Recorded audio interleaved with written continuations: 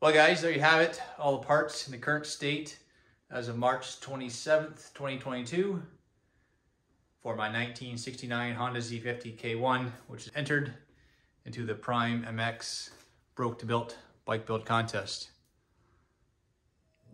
Engine parts are all cleaned up, just starting the reassembly. The custom stand I built.